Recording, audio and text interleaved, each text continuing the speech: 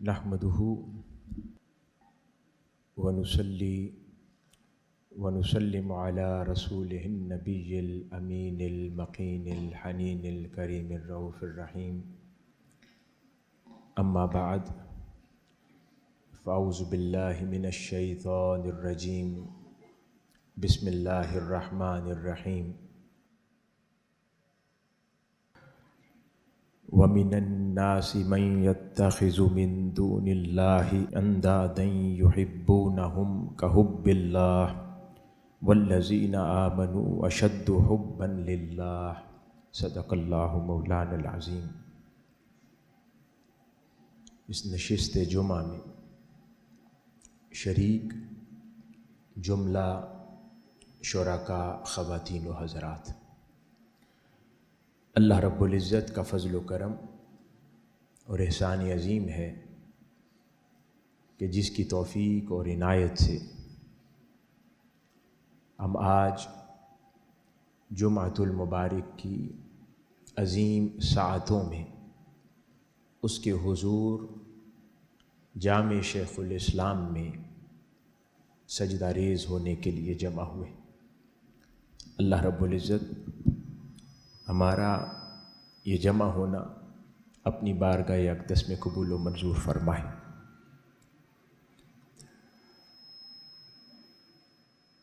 हाज़रीन गिरामी कद्र, पिछली नशिस्त में हमने जिस मौजू का इंतखाब किया था उसका ताल्लुक़ उन एतराज़ात के साथ था कि जो दानिस्ता या गैर दानिस्ता तसव्वुफ़ और सूफ़िया-ए कराम के अहवाल के हवाले से करने वाले लोग करते हैं और नासमझी में अहलियाने इस्लाम के कुलूब व अज़हान को बुज़ुर्गाने दीन उनकी तालीमात, उनके अहवाल से मुतअल्लिक़ तशकीक का शिकार कर देते हैं। हमने इस मौजू पर बात की थी कि जो कुछ बुज़ुर्गाने दीन और अहलुल्लाह के अहवाल में हमें नज़र आता है, उन अहवाल से मुराद वो हकीकी और सच्चे बरगुज़ीदा अल्लाह के लोग और बंदे जिनके तज़कार कुरून ऊला में लिखी गई कुतुब में पाते हैं। उनके अहवाल का जब जायज़ा लेते हैं तो उनकी ज़िंदगी में कोई भी ऐसा अमल नज़र नहीं आता जो कुरान और सुन्नत के ख़िलाफ़ हो, और हर वो अमल जो आज तसव्वुफ़ के नाम पर किसी भी शख्स की ज़िंदगी में नज़र आए, जिसकी बुनियाद कलाम इलाही या सुन्नत नबवी सल्लल्लाहु अलैहि वसल्लम में ना पाई जा सके, उस बात का ताल्लुक़ तसव्वुफ़ से नहीं है।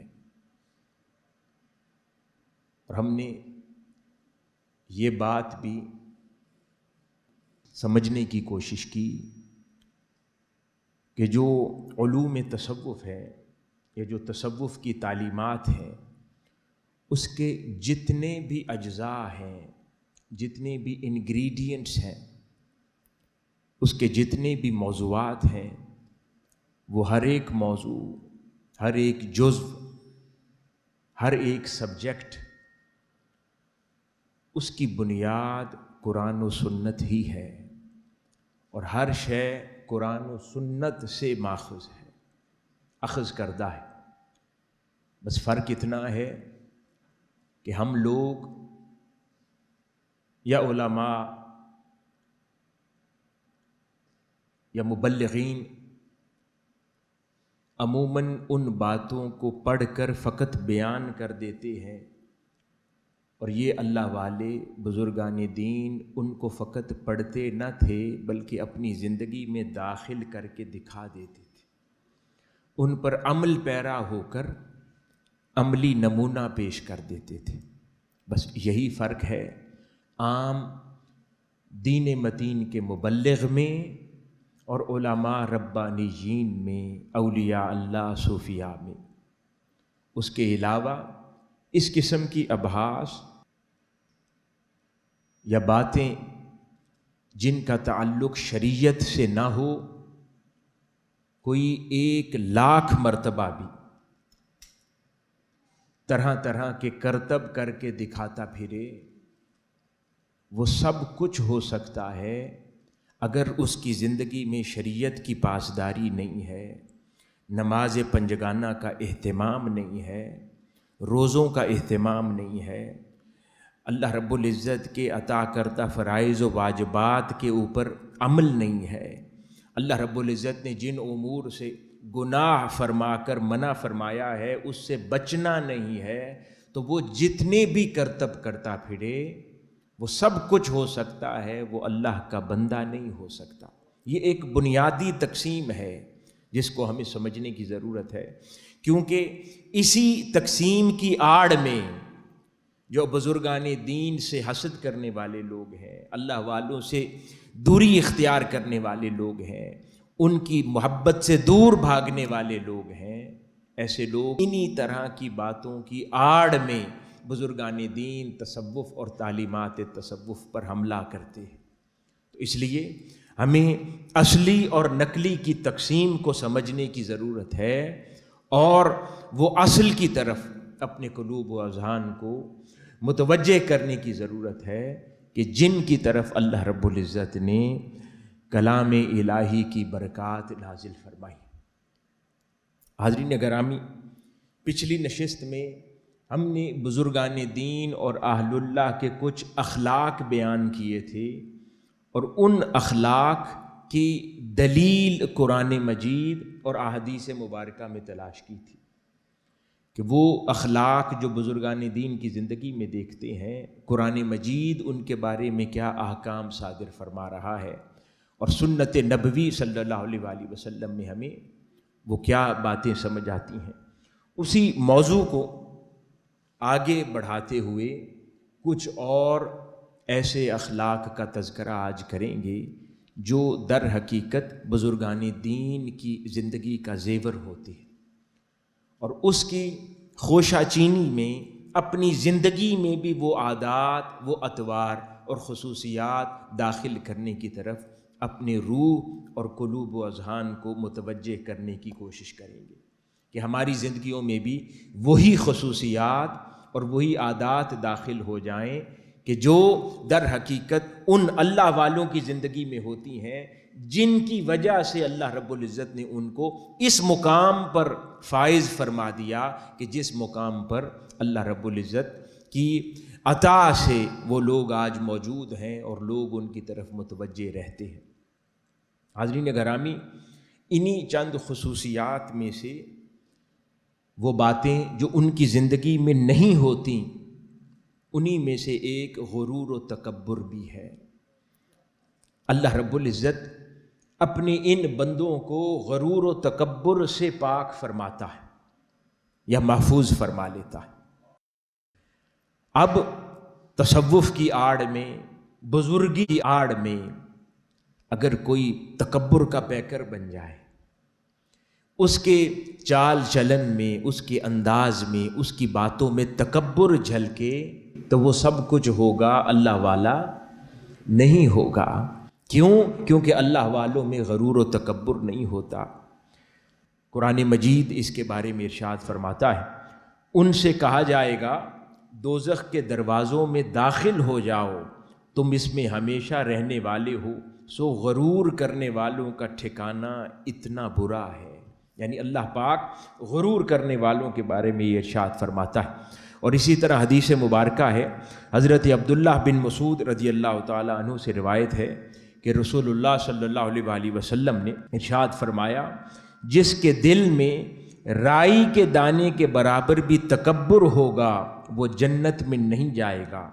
اس پر ایک آدمی نے عرض کیا کہ ایک آدمی چاہتا ہے کہ اس کے کپڑے اچھے ہوں اور اس کی جوتی بھی اچھی ہو۔ آپ صلی اللہ علیہ وآلہ وسلم نے ارشاد فرمایا اللہ جمیل ہے اور جمال ہی کو پسند کرتا ہے، یعنی آپ نے اچھے کپڑے اور اچھے جوتوں کے استعمال کو تکبر نہیں فرمایا، بلکہ فرمایا تکبر تو حق کی طرف سے منہ موڑنے اور دوسرے لوگوں کو کم تر سمجھنے کا نام ہے۔ یعنی اپنا اچھا لباس اختیار کرنا، اچھے جوتے پہننا، اچھا رہن سہن اختیار کرنا علامات تکبر میں سے نہیں ہے، بلکہ کسی دوسرے کو کم تر جاننا، اس کو اس کے حصے کی عزت نہ دینا، اس کو اس کے حصے کا احترام نہ دینا، اس کو بلاتے ہوئے آپ کے الفاظ و کلمات سے تکبر اور غرور کا جھلکنا، آپ کی ادا سے، آپ کے کردار سے، آپ کے عمل سے، آپ کی نگاہ سے کسی کو کم تر اور چھوٹا ہونے کا احساس دلانا در حقیقت یہ تکبر ہے۔ اور ان کیفیات سے اللہ والے پاک ہوا کرتے ہیں۔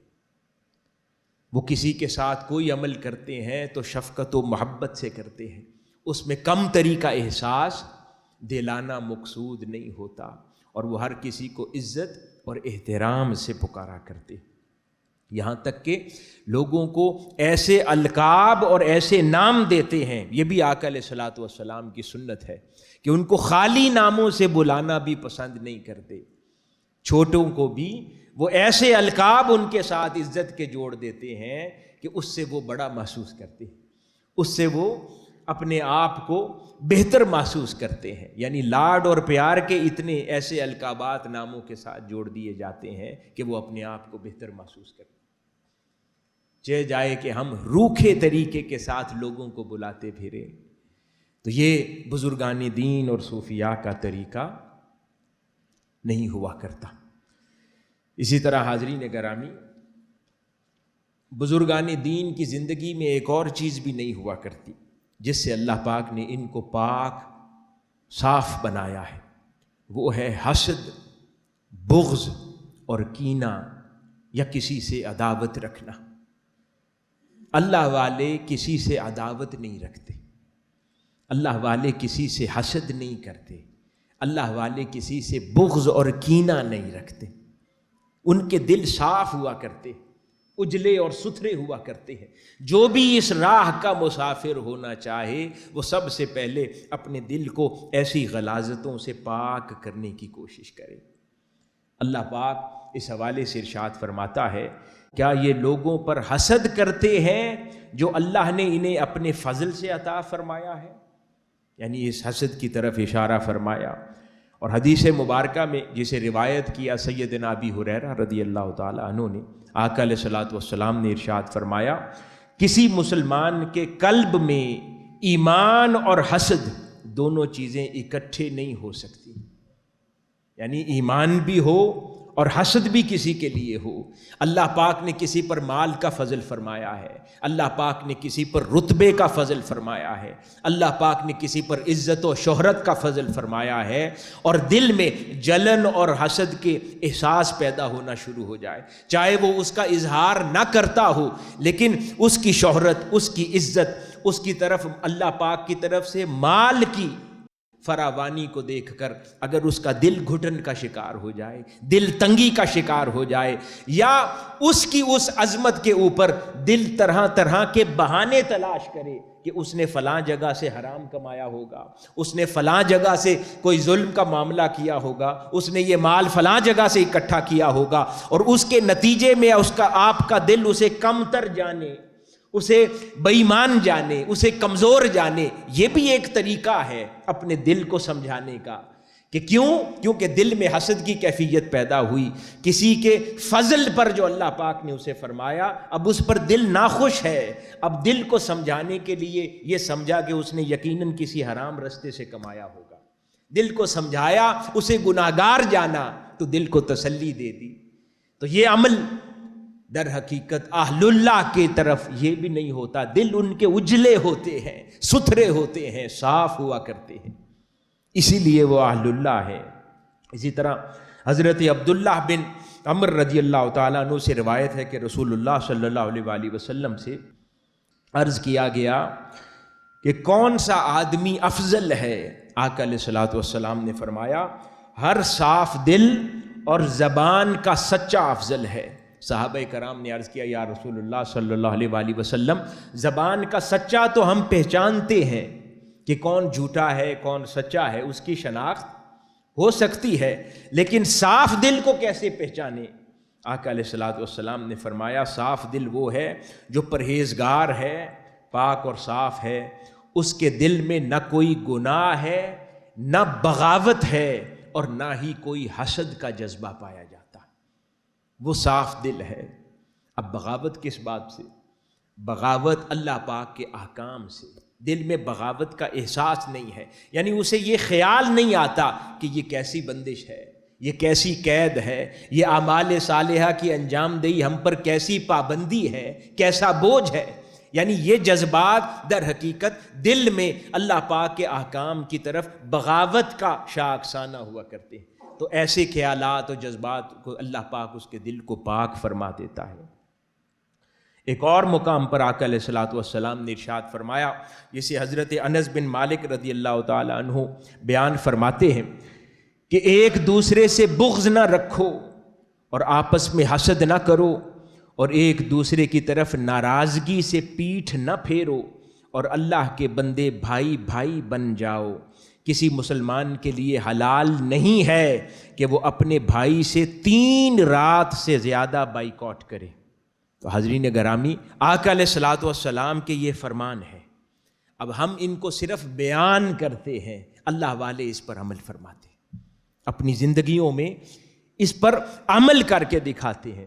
ہم لوگ صرف ریزنز تلاش کرتے ہیں، نہیں اس کی بائیکاٹ کی یہ ریزن ہے، اس سے ناراضگی کی یہ ریزن ہے، نہیں تو میں کسی سے ویسے ناراض نہیں ہوتا۔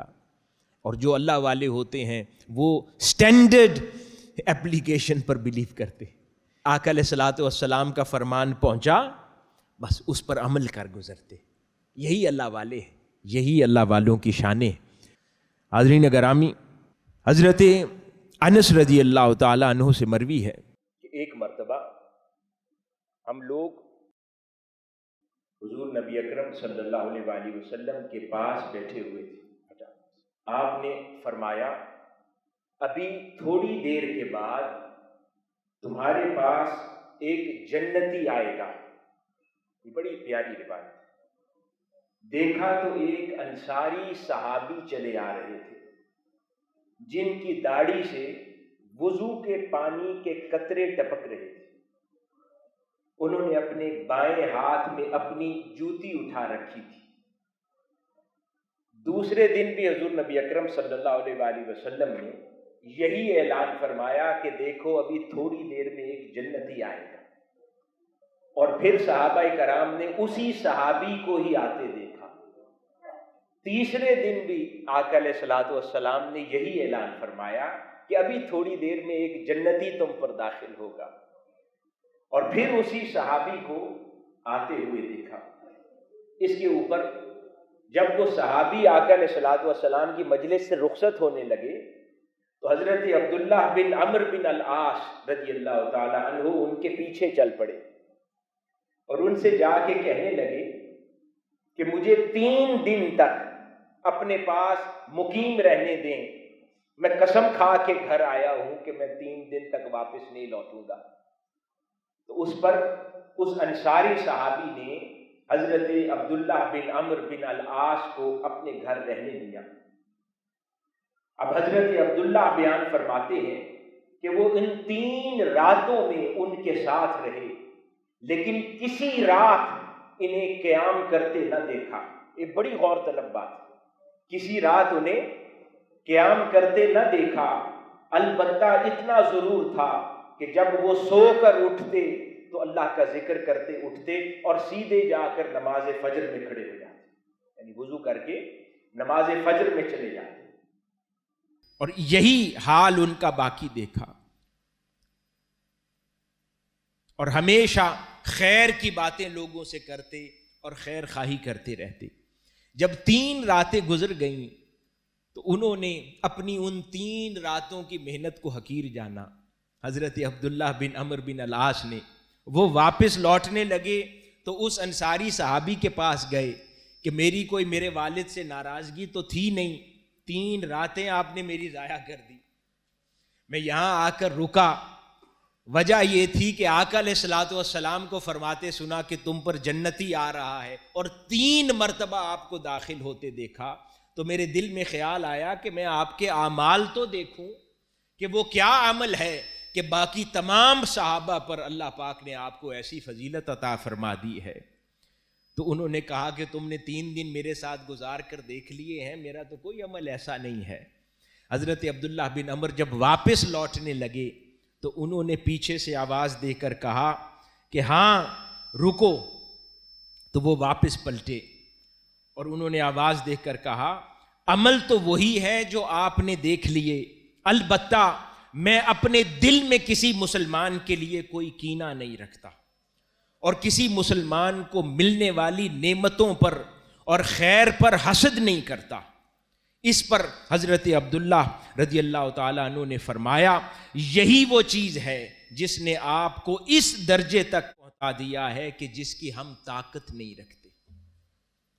یہ اپنے دلوں کو بغض، کینہ اور کسی پر اللہ رب العزت کی عطا اور ایمان سے اپنے دل کو حسد سے پاک رکھنا، بغض اور کینہ سے پاک رکھنا، گھٹن اور تکلیف سے پاک رکھنا، اس کی فضیلت یہ ہے کہ صحابہ کرام فرما رہے ہیں کہ اللہ پاک نے جو آپ کو عطا فرمایا ہے اس پر ہم طاقت نہیں رکھتے.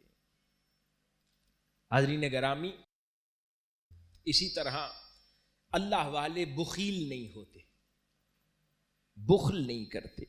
اور قرآن مجید میں اللہ پاک نے اسی خصوصیت کو یوں بیان فرمایا کہ اور جو شخص اپنے نفس کے بخل سے بچا لیا گیا پس وہی لوگ ہی باامر اور کامیاب ہیں، بامراد اور کامیاب ہیں. یعنی جس شخص کو اللہ پاک نے بخل سے بچا لیا اسی کو بامراد اور کامیاب فرما دیا.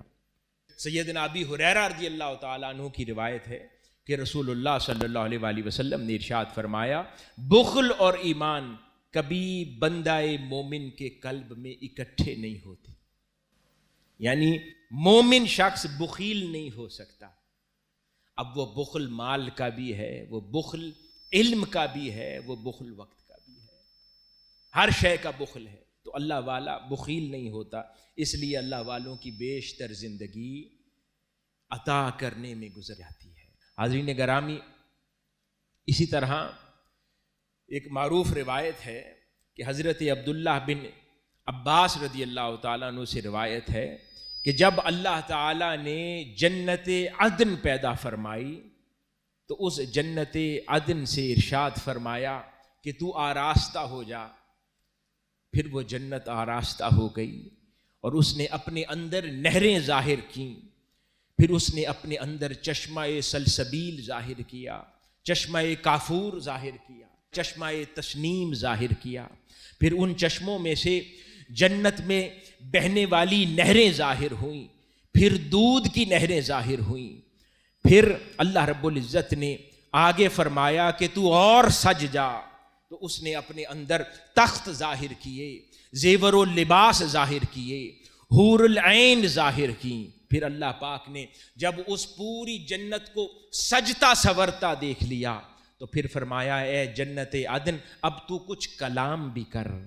اس پر اس جنت عدن نے کہا کہ وہ شخص خوش نصیب ہے جس کو میں عطا کی جاؤں گی. اس پر اللہ رب العزت نے جواب میں اس جنت عدن سے فرمایا کہ بے شک میں اپنی عزت کی قسم کھاتا ہوں کہ تیرے اندر ہر نیکوکار جو تیرا طلبگار ہوگا اسے داخل کر دوں گا سوائے بخیل شخص کے. جو بخیل ہوگا اسے جنت عدن سے محروم رکھوں گا اور اسے عطا نہیں کروں گا. اسی طرح اللہ والے حریص نہیں ہوتے، حرص اور لالچ سے پاک رہنے والے ہوتے ہیں. اس کے بارے میں قرآن مجید میں ارشاد ہوا تمہیں کثرت مال کی ہوس اور فخر نے آخرت سے غافل کر دیا یہاں تک کہ تم قبروں میں جا پہنچو گے. کثرت مال کی طلب اور حرص نے اور غفلت نے تمہیں غافل کر دیا یہاں تک کہ تم قبروں میں جا پہنچو گے۔ اور حضرت انس بن مالک رضی اللہ تعالیٰ عنہ سے روایت ہے کہ رسول اللہ صلی اللہ علیہ وآلہ وسلم نے ارشاد فرمایا، ابن آدم بوڑھا ہو جاتا ہے، بڑی پیاری روایت ہے، ابن آدم بوڑھا ہو جاتا ہے اور دو چیزیں اس میں جوان ہوتی رہتی ہیں۔ ابن آدم بوڑھا ہوتا رہتا ہے اور دو چیزیں اس میں جوان ہوتی رہتی ہیں، ایک مال کی ہرس، دوسری عمر کی ہرس۔ ایک مال کی ہرس اور عمر کی ہرس یہ جوان ہوتی رہتی ہیں اور اس کی عمر ڈھلتی چلی جاتی ہے، وہ بوڑھا ہوتا چلا جاتا ہے۔ رسول اللہ صلی اللہ علیہ وآلہ وسلم نے ارشاد فرمایا، اگر ابن آدم کے پاس مال کی دو وادیاں بھی ہوں تو وہ تیسری تلاش کرے گا، اور ابن آدم کے پیٹ کو صرف مٹی ہی بھر سکتی ہے، اور اللہ تعالیٰ توبہ کرنے والوں کی توبہ قبول کر لیتا ہے۔ اور حضرت کعب الانصاری رضی اللہ تعالی عنہ نے اپنے والد سے روایت کیا کہ حضور نبی اکرم صلی اللہ علیہ وآلہ وسلم نے ارشاد فرمایا، اگر دو بھوکے بھیڑیے بکریوں کے ریوڑ میں چھوڑ دیے جائیں، اگر دو بھوکے بھیڑیے بکریوں کے ریوڑ میں چھوڑ دیے جائیں، وہ اتنا نقصان نہیں کرتے جتنا نقصان حریص انسان مال میں کرتا ہے۔ یعنی کہ حریص انسان کسی کے مال کے ساتھ زیادہ نقصان دہ ہے، اتنا نقصان دہ بھوکے بھیڑیے نہیں ہے۔ اللہ رب العزت نے انسان کو ایسا بنا دیا ہے۔ حاضرین گرامی، ایک معروف حکایت ہے، حکایت جو ہوتی ہے نا، یہ ایک کانسیپچول سٹوریز ہوتی ہیں جن سے لیسن لرن کرنا مقصود ہوتا ہے، اس میں تحقیق کرنا مقصود نہیں ہوتا کہ یہ یعنی فزیکلی فیکچولی پاسبل ہے یا نہیں ہے۔ حکایت ہوتی ہے، سٹوریز ہوتی ہیں۔ ایک معروف حکایت ہے کہ ایک شخص شکاری وہ ایک چڑیا کو پکڑنے کے لیے جنگل میں گیا شکار کرنے کے لیے، اور چڑیا اس کے قبضے میں آ گئی۔ اب وہ شکاری اس کا شکار جب کرنے لگا اس کے پھندے میں آ گئی، تو اس چڑیا نے اسے کہا کہ مجھے مار کر تمہیں کیا ملے گا؟ اس نے کہا میں کھاؤں گا۔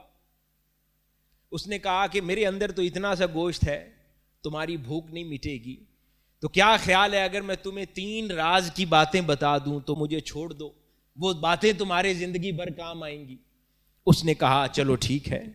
اس نے کہا میری شرط ہے، پہلی راز کی بات تب بتاؤں گی جب تم مجھے اس پھندے سے آزاد کرو گے، دوسری راز کی بات تب بتاؤں گی جب میں جا کر درخت پر بیٹھ جاؤں گی، اور تیسری راز کی بات تب بتاؤں گی جب درخت سے اڑ کر فلاں پہاڑ کی چوٹی پر جا بیٹھوں گی۔ اس نے کہا ٹھیک ہے۔ اس نے اسے پھندے سے آزاد کر دیا۔ تو اس نے کہا اب بتاؤ پہلی راز کی بات۔ اس نے کہا پہلی راز کی بات یہ ہے کہ جو بات گزر جائے اس پر کبھی افسوس نہ کرنا، جو بات گزر چکی ہو اس پر کبھی ماتم نہ کرنا، اس پر کبھی افسوس نہ کرنا۔ اس نے کہا ٹھیک ہے۔ پھر وہ اڑ کے درخت پر جا بیٹھی۔ اس نے کہا ہاں اب دوسری بات بتاؤ۔ اس نے کہا دوسری بات یہ ہے جو بات ممکن نہ ہو اس پر کبھی یقین نہ کرنا، جو بات ممکن نہ ہو اس پر کبھی یقین نہ کرنا۔ اس کے بعد وہ اڑ کر جا کر پہاڑ پر جا بیٹھی۔ اس نے کہا اب تیسری بات بتاؤ۔ اس نے کہا بات تو بعد میں بتاؤں گی، پہلے نادان شخص پہلے ایک اور راز کی بات سن لے۔ اس نے کہا کیا؟ اس نے کہا کہ مجھے تو نے مفت میں جانے دیا، میرے پیٹ میں 20 مثقال کے وزن کے برابر 2 موتی تھے، اگر تو مجھے قید کر کے ذبح کر لیتا تو آج اس 20 مثقال کے وزن کے برابر 2 موتیوں کا مالک ہوتا۔ وہ شکاری سر پکڑ کے پیٹنے لگا، پھر کافی دیر روتا رہا، پھر کہا اچھا چلو تیسری بات بتاؤ۔ اس نے کہا تجھے تیسری بات کیا بتاؤں؟ تو نے ماتم کر لیا، تو نے رو لیا، پہلی 2 باتوں پر تو تجھ سے عمل نہ ہوا۔ میں نے تجھے سمجھایا تھا کہ جو گزر چکا ہو اس پر ماتم نہ کرنا، جو تیرے ہاتھ میں اب نہ ہو اس پر کبھی غم زدہ نہ ہونا، اس پر تجھ سے عمل نہ ہوا، ابھی ایک لمحے میں بھول گیا۔ پھر دوسری بات تجھے سمجھایا تھا جو ممکن نہ ہو اسے یقین نہ کرنا، تیرے دماغ نے کام نہ کیا کہ میرا کل وزن 20 مسکال کے برابر نہیں ہو سکتا، تو صرف پیٹ میں 2 موتیوں کا وزن اتنا کیسے ہو سکتا ہے؟ تو تجھے آزمایا، تو پہلی 2 باتوں میں ہی فیل ہو گیا، اب میں نے تجھے تیسری راز کی بات کیا بتانی ہے؟ تو حاضرین گرامی، اس سے بات کیا سمجھ آتی ہے کہ حریص انسان نصیحت سے فائدہ نہیں اٹھاتا۔ نصیحت بھی اسی شخص کو کام دیتی ہے جو حرص سے پاک ہو، کچھ سیکھنے آیا ہو، کچھ سمجھنے آیا ہو، جو لالچ کے ساتھ بیٹھا ہو، چاہے اللہ والوں کی صحبت میں بیٹھے مگر دل میں لالچ رتبوں کا ہو، اللہ والوں کی صحبت میں بیٹھے مگر دل میں لالچ روحانی مقامات کا ہو، اگر اللہ والوں کی صحبت میں بیٹھے اور دل میں لالچ کچھ عملیات اور کرامات کا ہو، تو اسے ساری زندگی بھی اللہ والوں کی صحبت میں بیٹھ کر کچھ نہیں ملتا، اس کو اللہ والوں کی نصیحت کوئی فائدہ نہیں پہنچاتی۔ اس کو اگر لالچ قربت کا ہو، شہرت کا ہو، عظمت کا ہو، شناخت کا ہو، آئیڈینٹی کا ہو، تعلقات کا ہو، نیٹ ورک کا ہو، کہ میں اس کے ساتھ نظر آؤں گا تو لوگ 4 مجھے بھی جانیں گے، میں اس کے ساتھ فوٹو بنواؤں گا تو 4 دوست میرے بھی بنیں گے، 4 کام میرے بھی نکلیں گے، 4 باتیں لوگ میری بھی سننے والے ہوں گے، اس عہدے پر بیٹھوں گا، اس رتبے پر بیٹھوں گا، ان کے ساتھ سفر میں ساتھ نظر آؤں گا تو 4 لوگ میری بات کو بھی عزت دیں گے، 4 لوگ میری بات کو بھی سننے والے ہو جائیں گے۔ اور پھر یہی ہر وقت کرتے ہیں نا، تصویر بناتے ہیں، کبھی سیلفیز بناتے ہیں، یہی رغبت ہوتی ہے کہ جا کر دوستوں کو دکھائیں گے۔ ہاں، اپنی یادوں کے لیے رکھنا ہو تو اور بات ہے، دکھانے کے لیے ہو تو حرص کی قسم ہے۔ اس لیے اللہ والوں کی نصیحت 20 سال بھی صحبت میں بیٹھے رہیں تو حریص آدمی کو فائدہ نہیں پہنچاتی، وہ آخر میں پھر ماتم ہی کرتا ہے جیسے وہ شکاری ماتم کرتا تھا۔ تو حاضرین گرامی، اس لیے حریص اور لالچی شخص چاہے مجالس علم میں آئے تو بھی خالی اٹھتا ہے، چاہے اللہ رب العزت کی طرف سے مال کی فراوانی اور برکات کی بات ہو وہاں سے بھی خالی دامن ہی جاتا ہے۔ اور جو حریص نہیں ہوتا اور اس نے ان امور سے اپنا چہرہ موڑ لیا ہوتا ہے، اللہ رب العزت اس کی طرف اپنے کرم اور نوازشات کی بارش فرما دیتا ہے۔ حاضرین گرامی، اسی طرح اللہ والے غیبت اور چغلی بھی نہیں کرتے اور کسی پر بہتان نہیں باندھتے، یہ بھی ان کی طبیعت میں نہیں ہوتا۔ ان کے پاس بھی کوئی بیٹھ کر کرنا چاہے تو اس کو وہ توجہ نہیں دیتے، اسے اٹھا دیتے ہیں، سننا بھی گوارا نہیں کرتے، کہ اسی لیے وہ اللہ والے ہیں، کیونکہ ان کی زندگی میں چغلی نہیں ہے۔ اب حاضرین گرامی، یہ جو غیبت ہے نا، یہ بڑا انٹرسٹنگ کانسیپٹ ہے، ہر آدمی اس کی الگ الگ انداز میں تعریف کرتا ہے، جیسی تعریف اس کے دل کو بھائے۔ اللہ رب العزت کیا تعریف فرماتا ہے؟ اے ایمان والو، زیادہ تر گمانوں سے بچا کرو، بے شک بعض گمان ایسے گناہ ہوتے ہیں جن پر اخروی سزا واجب ہوتی ہے، اور کسی کے عیبوں اور رازوں کی جستجو نہ کیا کرو، اور نہ ہی پیٹھ پیچھے ایک دوسرے کی برائی کیا کرو۔ کیا تم میں سے کوئی شخص پسند کرے گا کہ وہ اپنے مردہ بھائی کا گوشت کھائے؟ سو تم اس سے نفرت کرتے ہو، اور ان تمام معاملات میں اللہ سے ڈرو، بے شک اللہ توبہ کو بہت قبول فرمانے والا اور بہت رحم فرمانے والا۔ آقا علیہ الصلوۃ والسلام کی بارگاہ میں صحابہ کرام نے عرض کیا، اسے حضرت ابی ہریرہ رضی اللہ تعالیٰ عنہ نے روایت کیا، آقا علیہ الصلوۃ والسلام نے فرمایا، کیا تم جانتے ہو کہ غیبت کیا ہے؟ صحابہ کرام نے عرض کیا، یا رسول اللہ، اللہ اور اس کا رسول بہتر جانتے ہیں صلی اللہ علیہ وآلہ وسلم۔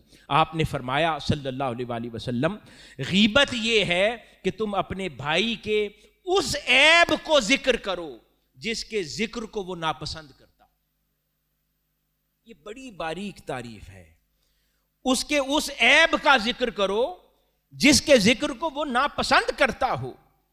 آقا علیہ الصلوۃ والسلام کی بارگاہ میں عرض کیا، یا رسول اللہ صلی اللہ علیہ وآلہ وسلم، اگر وہ عیب واقعی اس میں ہو تو یہ ہم بہانہ سمجھاتے ہیں نا اپنے دل کو. تو صحابہ کرام کے بھی دل میں یہ خیال آیا کہ یا رسول اللہ اگر واقعی وہ عیب اس کے دل میں ہو, یعنی اس کے اندر یہ واقعی کمزوری ہو جس کا ہم ذکر کر رہے ہیں, کیا پھر بھی غیبت ہے؟ آقا علیہ الصلوۃ والسلام نے فرمایا ہاں, اگر وہ عیب نہ ہو اور تم کہو تو وہ بہتان ہوگا. وہ عیب ہے اور اس کے پیچھے ذکر کر رہے ہو, اسی کو غیبت کہتے ہیں, جس سے اللہ اور اس کے رسول نے منع فرمایا کہ اپنی زبان کو بند کر لیا جائے اور صبر کر لیا جائے تاکہ اللہ رب العزت غیبت سے پاک فرما دے. اللہ والوں کی زندگی غیبت اور بہتان سے پاک ہوا کرتی ہے, اس لیے وہ اللہ والے ہیں. ہم لوگ تو بہت ذوق کے ساتھ غیبت کرتے ہیں, بہت ذوق کے ساتھ لوگوں کی پیٹھ پیچھے بات کرتے ہیں, لوگوں کی خامیوں کا تذکرہ کرتے ہیں, اس پہ مزاح کرتے ہیں, پھر ہنستے ہیں, غصہ بھی کرتے ہیں, جبکہ ان کا کلیتاً ذکر نہ کرنا, چھوڑ دینا ان کو ان کے حال پر, یہ اللہ والے کیا کرتے ہیں. رسول اللہ صلی اللہ علیہ وآلہ وسلم نے ارشاد فرمایا کہ غیبت زنا سے زیادہ سخت گناہ ہے. کیا فرمایا؟ غیبت زنا سے زیادہ سخت گناہ ہے. آقا علیہ الصلوۃ والسلام نے فرمایا آدمی زنا کرتا ہے پھر توبہ کر لیتا ہے تو اللہ تعالیٰ اس کی توبہ کو قبول فرماتا ہے, لیکن غیبت کرنے والے کی کوئی توبہ قبول نہیں کرتا. غیبت کے گناہ کو اللہ پاک معاف نہیں فرماتا. اتنا قبیح اور برا عمل ہے اللہ رب العزت کی نگاہ میں, لیکن ہم لوگوں کی زندگیاں اس سے بھری ہوئی ہیں. ہماری تو گپ شپ کی مجلس ہوتی ہے نا, جس سے ہم ریلیکسڈ فیل کرتے ہیں, اس کا مطلب غیبت ہوتا ہے کہ آؤ چلو گپ شپ کرتے ہیں, تھوڑا ریلیکس ہو جائیں گے, اس کا مطلب ہی غیبت ہوتا ہے. اللہ والے ایسی مجالس سے اجتناب کر لیتے ہیں, اس لیے ایسی مجلسوں میں کم بیٹھتے ہیں تاکہ اس گناہ سے محفوظ ہو جائیں. حضرت عبد الرحمن رضی اللہ تعالیٰ عنہ سے مروی ہے کہ رسول اللہ صلی اللہ علیہ وآلہ وسلم نے ارشاد فرمایا اور اللہ کے بدترین لوگوں اور بندوں میں وہ ہیں جو چغل خور ہیں اور دوستوں کے درمیان تفریق پیدا کرتے ہیں, باغی ہیں, بیزار اور انتہا پسند لوگ ہیں. یعنی جو سب سے بدترین اللہ پاک جن لوگوں کو جانتا ہے ان کے اندر چغل خور ہیں, تفریق لوگوں کے دلوں میں پیدا کرنے والے, باغی لوگ, بیزار لوگ, مایوس لوگ, اور انتہا پسند جن کے مزاج میں انتہا پسندی ہوا کرتی ہے. اللہ رب العزت انہیں ناپسند فرماتا ہے. حاضرین گرامی, یہ وہ چند خصوصیات تھیں اور عادات تھیں جو اللہ والوں میں پائی جاتی ہیں جن کا ہم نے ذکر کیا, اور ہم سب کے لیے اس میں پیغام اور لیسن ہے کہ جو بھی اس راہ کا مسافر ہونا چاہے اور چاہے کہ وہ اللہ پاک کا مقرب بن جائے, اللہ پاک کا بندہ خاص بن جائے, بزرگان دین کے ان طریقوں پر عمل کر کے اپنی زندگی کو بھی ایسا کر لے کہ اللہ رب العزت کا محبوب بن جائے, تو یہ ضروری ہے کہ وہ اپنے اندر یہ خصوصیات پیدا کرنے کی کوشش کرے. اپنے اندر سے بخل کو ختم کرے, چغل خوری کو ختم کرے, غیبت کو ختم کرے, حسد کو ختم کرے, کینہ کو ختم کرے, اور اپنے دل کو ستھرا کر لے, اجلا کر لے, سیدھا ہو جائے, اسٹریٹ فارورڈ ہو جائے.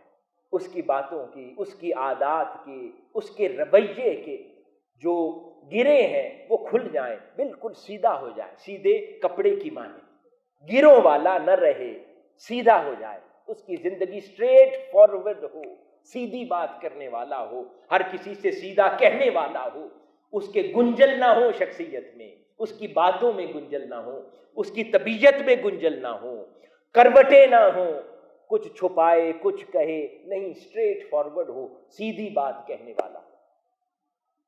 ایسے لوگ اللہ والے ہوتے ہیں.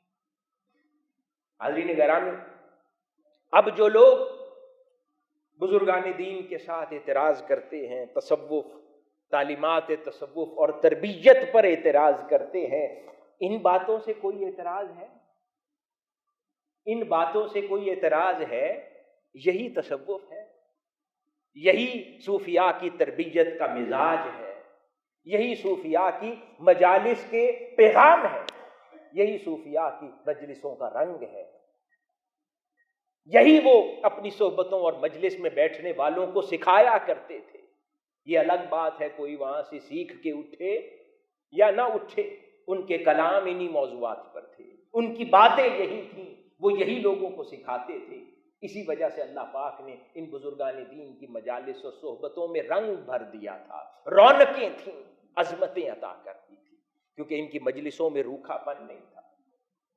لیکن اعتراض کرنے والے اعتراض کرتے رہتے ہیں، لیکن ہم نے اپنے ایمان کو بزرگان دین کی چوکھٹ سے وابستہ رکھنا ہے، اسے پختہ رکھنا ہے، تاکہ ان بزرگان دین کی تعلیمات، ان کے فیوزات و برکات سے ہم استفادہ کر سکیں۔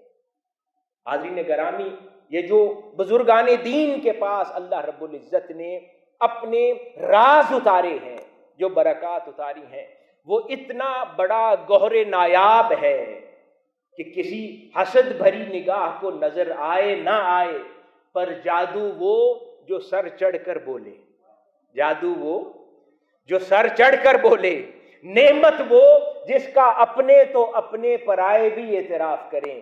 تو یہ تصوف وہ عظیم نعمت ہے کہ اپنوں کی آنکھیں شاید بند ہو گئیں، لیکن وہ لوگ جو براہ راست دائرہ اسلام میں داخل تو نہیں تھے لیکن محقق تھے، اللہ پاک نے ان کی علم کی آنکھ کھولی تھی، بینائی ان کی نگاہ کی کھولی تھی، وہ بغیر حسد و تعصب کے مطالعہ کرتے تھے، ان کو اس تصوف اور بزرگان دین کی مقام کی بہت سمجھ آ گئی تھی۔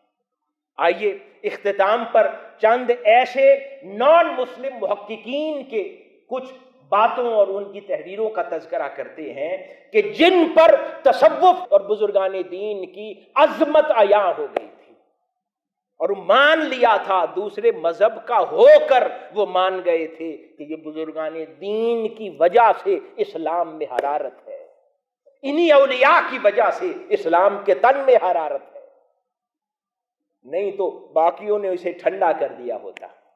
انہی اولیاء کے تعلیمات کی وجہ سے یہ حرارت ہے۔ آئیے میں چند کا ذکر کرتے چلتا ہوں۔ ایک معروف محقق ہیں فرینچ، ان کی پیدائش 1883 کی ہے اور ڈیتھ 1962 کی، ان کا نام ہے لیوس میسنن۔ لیوس میسنن یہ معروف محقق ہیں، اور انہوں نے حضرت حسین بن منصور الحلاج کے اوپر بہت تحقیق کی اور کتابیں لکھی، اور ان کو محقق حسین بن منصور الحلاج کے نام سے جانا جاتا ہے انٹرنیشنلی۔ نان مسلم تھے، کرسچن تھے۔ بیان کرتے ہیں کہ لوگوں نے مسلم صوفیاء کو، کئی کرسچن کمیونٹی نے اور دوسرے مذاہب نے بھی تصوف کو یونانی، ہندو اور عیسائی ٹریڈیشنز جان کر اس کو اسلام کے دائرے سے باہر کرنے کی کوشش کی ہے۔ میں نے اسی وجہ سے حسین بن منصور الحلاج کی زندگی پر قلم اٹھایا تاکہ میں یہ واضح کر سکوں تصوف نہ تو ہندو ٹریڈیشن سے آیا ہے، نہ یونانی ٹریڈیشن سے آیا ہے، نہ ہی مسیحی ٹریڈیشن سے آیا ہے، تصوف اسلام کے اپنے اندر سے آیا۔ یہ لکھتے ہیں، آگے وہ لکھتے ہیں کہ اس قسم کی تھیریز دینا، فلسفے بیان کرنا کہ یہ تصوف جو ہے ہندوستان کی پروڈکٹ ہے، تصوف یونان کی پروڈکٹ ہے، تصوف مسیحی پروڈکٹ ہے، تو اس طرح کی باتیں کرنے سے پہلے یہ جاننا اشد ضروری ہے کہ کیا جس دور میں تعلیمات تصوف پروان چڑھ رہی تھیں، کیا اس دور میں ان تہذیبوں کے ساتھ ان صوفیاء کا کوئی انٹریکشن تھا؟ وہ کہتا ہے میری تحقیق کے مطابق نہیں تھا، تو جو کچھ انہوں نے لیا ہے یقیناً یہ سوائے قرآن اور سنت نبوی صلی اللہ علیہ وآلہ وسلم کے سوا تصوف کا اور کوئی سرچشمہ نہیں ہو سکتا، یہ لیوس میسنن کہہ رہا ہے۔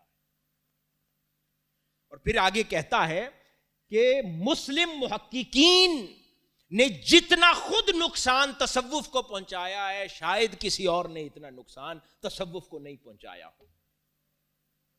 یعنی یہ عالم مغرب کے ان لوگوں کو جنہوں نے تعصب کے بغیر تصوف اور صوفیاء کو جانا، اس طرح کا کلام کرتے رہے۔ اسی طرح ایک اور معروف نام ہے ولیم اسٹیوارڈ، اس کی پیدائش 1901 کی ہے اور 1987 اس کی ڈیتھ ہے۔ اس نے کتاب لکھی صوفیزم، کرسچن محقق تھا، بیان کرتا ہے اسلام کے بغیر تصوف کا کوئی وجود نہیں ہے، اور تصوف کے بغیر اسلام کے وجود میں کوئی حرارت نہیں ہے۔ تصوف روح اسلام ہے۔ ہر مذہب کے اندرونی پہلو کو تصوف اور مسٹسزم کہا جاتا ہے، مگر اسلام کا تصوف ان سب سے جدا اور ممتاز ہے۔ جیسے روح کو جسم سے جدا کر کے جسم مردہ ہو جاتا ہے، اسی طرح تصوف کو اسلام سے جدا کر دیا جائے تو اسلام کا جسم مردہ ہو جائے گا۔ یہ اس کے الفاظ ہیں۔ اسی طرح ایک اور معروف محقق گزرا، H.C. ہاپولڈ، وہ بیان کرتا ہے کہ جس طرح تمام مذاہب میں اسلام کو امتیاز حاصل ہے، اس طرح تمام مذاہب کی مسٹک ٹریڈیشنز میں تصوف کو امتیاز حاصل ہے۔ باقی مذاہب میں رہبانیت ہے، اسلام کے اندر آگے لکھتا ہے کہ جس شے کو رہبانیت کہا جاتا ہے وہ در حقیقت رہبانیت نہیں ہے۔ یعنی یہ مسلم مبلغ صوفیاء پر یہ الزام لگاتے رہے، لیکن نان مسلم محققین کو یہ بات سمجھ آ گئی کہ یہ صوفیاء جو مسلم صوفیاء ہیں یہ راہب نہیں ہیں، بلکہ کہا اسلام کی رہبانیت یہ ہے کہ دنیا میں رہ کر وہ دل سے دنیا کو نکالنے والے ہوتے ہیں۔ یہ اس نان مسلم محقق کو بات سمجھ آ گئی کہ دل سے دنیا کو نکالتے ہیں۔ ہاں، زندگی کا آگے لکھتا ہے کہ کچھ حصہ وہ خلوت میں گزارتے ہیں لیکن پھر لوٹ کر جلوت کی طرف آ جاتے ہیں، جبکہ دوسرے مذاہب اور مسٹک ٹریڈیشنز جو ہیں وہ ہمیشہ خلوت میں رہتی ہیں۔ مسلم صوفی کچھ عرصہ خلوت میں گزار کر جلوت کی طرف لوٹ آتا ہے، یہ محقق کہتا ہے۔ اسی طرح ایک اور معروف محقق ہے نان مسلم، اس کا نام ہے D.B. میکڈونلڈ، 1863 کی پیدائش ہے اور 1943 میں اس کا سن انتقال ہے۔ وہ لکھتا ہے، یہ برطانیہ کے ایک مشہور مسیحی مبلغ تھا اور طویل عرصہ مصر میں بھی رہا اور بہت بڑا کرٹک تھا اسلام کا اور تصوف کا، ایک زمانے میں بہت بڑا نکتہ چین تھا اور خلاف بات کرتا تھا، لیکن پھر مصر میں اس کو کئی صوفیاء کرام کی مجلس میں بیٹھنے کا اتفاق ہوا اور یکسر اس کا موقف تبدیل ہو گیا، اور پھر وہ ایسپیکٹس آف اسلام کے نام سے اپنی کتاب میں لکھتا ہے ہمیں اب تصوف کی طرف توجہ کرنی چاہیے۔ اسلام کی ہر چیز کی طرح تصوف کے بیج بھی رسول اللہ صلی اللہ علیہ وآلہ وسلم کے قلب مبارک سے پیدا ہوئے۔ وہ لکھتا ہے کہ اسلام کی ہر شے کی طرح تصوف کی تعلیمات کے بیج بھی رسول اللہ صلی اللہ علیہ وآلہ وسلم کے قلب اطہر سے پیدا ہوئے ہیں۔ آگے لکھتا ہے جو کچھ قرآن میں اور رسول اللہ صلی اللہ علیہ وآلہ وسلم کے دل میں تھا در حقیقت وہی تصوف اور صوفیاء کے احوال میں ہے۔ یہ بات اسے سمجھ آ گئی، ایسے مبلغین مسلم لوگوں کو سمجھ نہ آئی، نادانی میں بزرگان دین اور صوفیاء کی طرف اعتراض کی انگلی اٹھاتے ہیں۔ حاضرین گرامی، آگے لکھتا ہے کہ صوفیاء کی زندگی کا مطالعہ کرنے سے، یعنی یہ بات اس میکڈونلڈ کو سمجھ آ گئی کہ صوفیاء کی زندگی کا مطالعہ کرنے سے یہ بات سمجھ آتی ہے کہ ان کی زندگی کامل اظہار تھا اتباع رسول صلی اللہ علیہ وآلہ وسلم کا، یعنی اتباع رسول صلی اللہ علیہ وآلہ وسلم کا کامل اظہار صوفیاء کی زندگی تھی، یہ اس نے دیکھا۔ اسی طرح ایک اور معروف نان مسلم محقق ہے تھالک، وہ بیان کرتا ہے کہ تصوف در حقیقت رسول اللہ صلی اللہ، یعنی انہوں نے الفاظ محمد استعمال کیے ہیں، میں رسول اللہ صلی اللہ علیہ وآلہ وسلم کہہ رہا ہوں کہ رسول اللہ صلی اللہ علیہ وآلہ وسلم نے اپنی روحانی تعلیمات جو عطا کی تھیں در حقیقت وہی تصوف ہے۔ اور آگے بیان کرتا ہے کہ میں مطالعے کے بعد مضبوط دلائل پر یہ بات کر سکتا ہوں کہ رسول اللہ صلی اللہ علیہ وآلہ وسلم سے بڑا خود کوئی صوفی نہیں تھا۔ یہ نان مسلم لوگوں کا کلام ہے تصوف کے حوالے سے۔ اسی طرح ایک اور معروف محقق ہے، میں بات ختم کر رہا ہوں، اس کا نام ہے اسپینسر ٹرنگھم. اسپینسر ٹرنگھم وہ آگے بیان کرتا ہے، جو سلاسل تصوف ہے، اس نے اسپریچول آرڈرز یعنی سلاسل طریقت پر اس نے کتاب لکھی.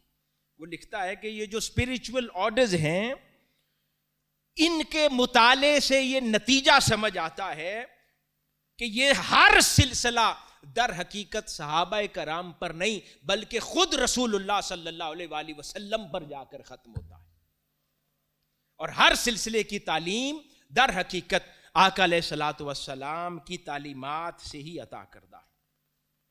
اور یہ لوگوں کی غلط فہمی ہے کہ جب وہ تصوف کو دیگر ٹریڈیشنز کے ساتھ جوڑتے ہیں، جبکہ وہ کہتا ہے ہر تصوف کی طریقت اور ٹریڈیشن رسول اللہ صلی اللہ علیہ وآلہ وسلم سے جڑی ہوئی ہے. اور وہ کہتا ہے کہ جو عظمت تصوف کو اور صوفیاء کو عطا ہو گئی ہے، یہ ممکن نہ تھی اگر یہ براہ راست تاجدار کائنات صلی اللہ علیہ وآلہ وسلم سے عطا کردہ نہ ہوتی. تو یہ عظمت تصوف اور اہل تصوف کو نصیب نہ ہوتی. ایک اور معروف محقق مارگریٹ سمتھ وہ بیان کرتی ہے، اس نے کتاب لکھی امام حارث المحاسبی پر، اور وہ کہتی ہے کہ جب میں نے امام حارث المحاسبی جو کہ معروف بزرگان دین اور صوفیاء میں سے ہیں، جب میں نے ان کی زندگی کا مطالعہ کیا تو میں اس نتیجے پر پہنچ گئی کہ امام حارث المحاسبی کا پہلا سبق اور ہر سبق تصوف کا وہ خود قرآن اور حدیث نبوی صلی اللہ علیہ وآلہ وسلم سے ہی ہے، اور اس کا اور کوئی ذریعہ نہیں. یعنی امام محاسبی کا پہلا سبق اور ہر سبق جس کا تعلق تصوف سے ہے، وہ ہر سبق انہوں نے قرآن سے اور حدیث نبوی صلی اللہ علیہ وآلہ وسلم سے لیا. آخری محقق کی بات کر کے بات کو ختم کرتا ہوں. یہ معروف نام ہے، اس کا نام ہے رینالڈ اے نکلسن، ایک معروف یورپین مسیحی محقق ہے.